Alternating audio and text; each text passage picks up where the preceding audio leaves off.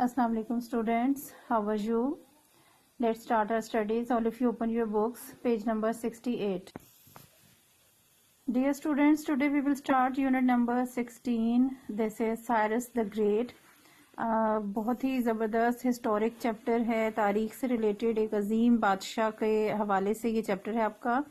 अजीम Cyrus, most probably हम सिकंदर आज़म जिसे कहते हैं, लेकिन इनका एक और नाम है जो कुरान के हवाले से मशहूर है और जो कुरान के स्कॉलर्स हैं, मुफक्किर हैं, आलिम हैं, वो उनके ख्याल में ये साइरस जो है, साइरस द ग्रेट, ये कौन सा बादशाह था, ये मैं अब आपको चैप्टर में बताऊंगी। कहफ इज अ सूरा ऑफ द कुरान। कुरान पाक की एक सूरा है, सूरा कहफ। आपने यकीनन नाम सुना होगा। In this surah, God tells us about a king to whom God gave the choice to punish or reward people. इस सूरत में जो तर्जुमा अगर हम पढ़ेंगे डिटेल में, तो एक बादशाह है जिसको अल्लाह ताला ने चॉइस दी थी, इख्तियार दिया था कि वो लोगों को सजा भी दे सकता है और इनाम भी दे सकता है। यानी जो गलत काम करने वाले हैं उनको सजा देने का और अच्छे काम करने वालों को इनामात देने का, अजर देने का जो है वो इख्तियार था। ही रिप्लाइड, उसने जवाब दिया, we shall punish those who have done evil. हम सजा देंगे उन लोगों को जिन्होंने गुनाह किया होगा, बुराई की होगी।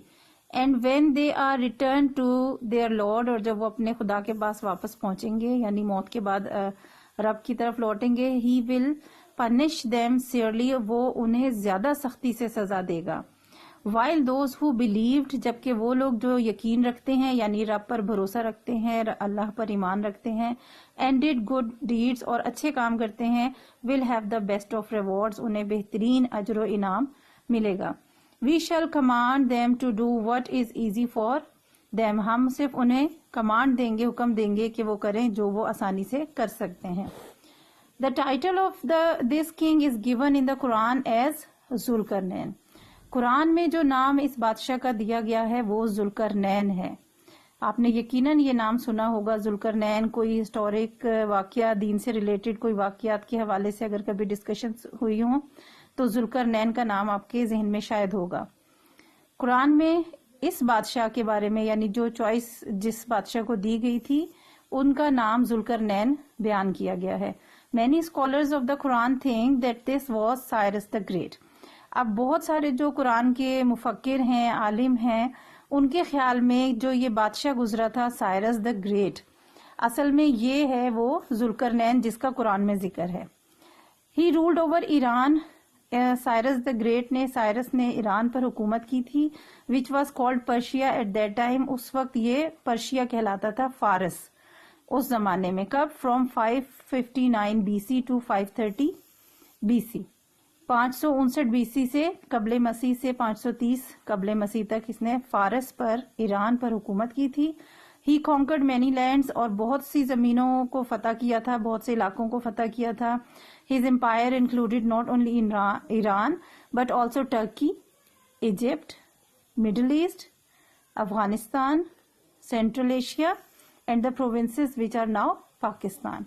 सिर्फ ईरान पर ही हुकूमत नहीं की थी, बल्कि इसकी रियासत में और भी कई इलाके शामिल थे, जिसमें आपके तुर्की शामिल है, इजिप्ट, मिस्र, मिडल ईस्ट, मशरिक वस्ता का इलाका, इसके अलावा अफगानिस्तान भी था, सेंट्रल एशिया भी, और उसके साथ साथ वो प्रोविंसेस, वो सूबे भी विच आर नाउ पाकिस्तान, जो आज पाकिस्तान में शामिल है। यानी पाकिस्तान का भी बहुत सा इलाका जो है वो जुल्करनैन ने, साइरस द ग्रेट ने फतह किया था। In those days kings usually claim to be sons of God. उस जमाने में जब ये बादशाह थे, लोगों को जो उस वक्त जो हुक्मरान होते थे, जो बादशाह होते थे, वो अपने आप को खुदा के बेटे कहलवाते थे, दावा करते थे कि वो खुदा के बेटे हैं। The people were often forced to worship their kings, और लोगों को, अवाम को मजबूर किया जाता था कि जबरदस्ती उनसे बादशाहों की पूजा करवाई जाए।